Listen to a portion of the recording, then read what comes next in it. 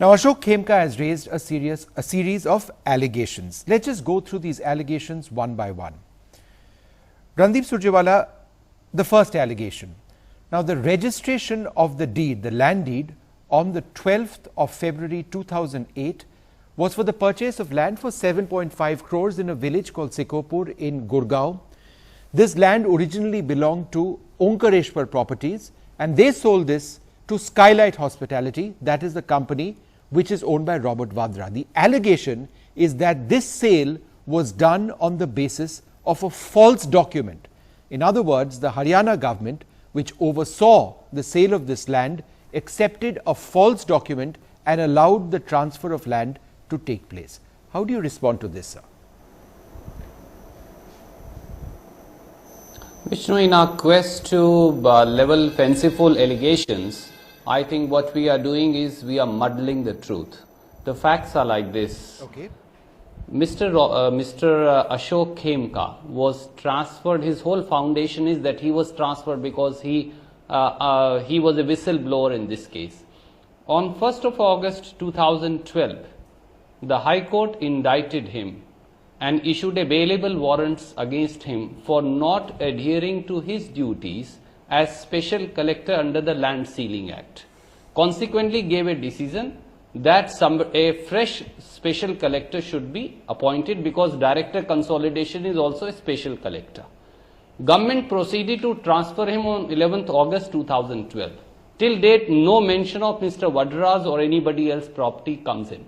On 12th August, a day after his transfer, he issues an order to 4 collectors in 4 districts saying, please have a journal exploration of all properties registered by Mr. Vadra's companies and see if any property is undervalued for purposes of registration. 13th and 14th are gazetted holidays. On 15th October 2012, he passes a fresh suo motu order whereby he says that the mutation that was entered based on a sale deed from Mr. Vadra's company Skylight Hospitality to DLF is wrong and is hereby cancelled.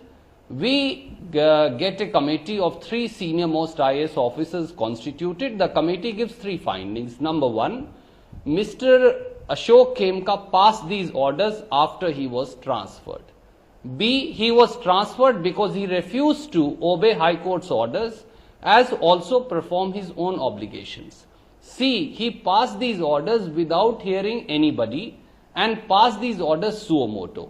And 4, that these orders are in contravention of his statutory powers under the East Punjab Consolidation Act of 1948. All right, you've raised lots of points. Siddharth Nath Singh, let me come to you next. How do you respond to this? The essential point, the essential point that Mr. Surjewala has to say is that the credibility of Ashok Khemka in this present situation, these present allegations needs to be questioned because of this history which he has spelt out, that he should not be believed. Well, let's understand, Mr. Ashok Khemka is not an history sheeter or anything. He is an IAS officer. If there is a problem with the government of Haryana, they can suspend him, they can charge sheet him, and he has to answer. That's a separate issue.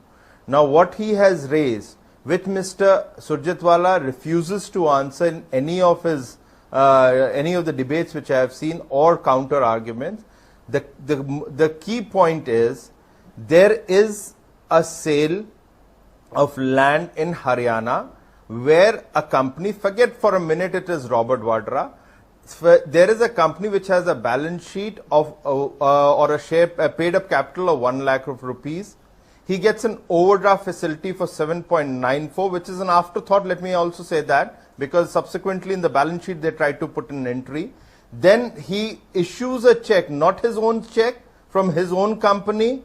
It is from some other company, and from whom you are buying the land. This is another new thing which I am seeing in India. From whom you buy the land pays for the stamp duty. In this case is Omkareshwar Property.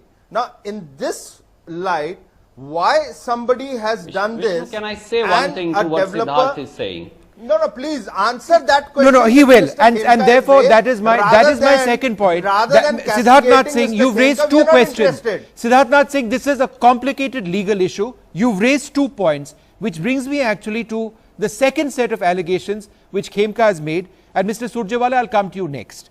The second allegation, what Siddharthnath Singh alluded to, is that the check, now there's a check number 607251 of Corporation Bank through which this payment of 7.5 crores was made. It should have been made by Robert Vadra for his company Messrs. Skylight Hospitality to the people who actually owned the land. But Khemka says this was a fictitious check.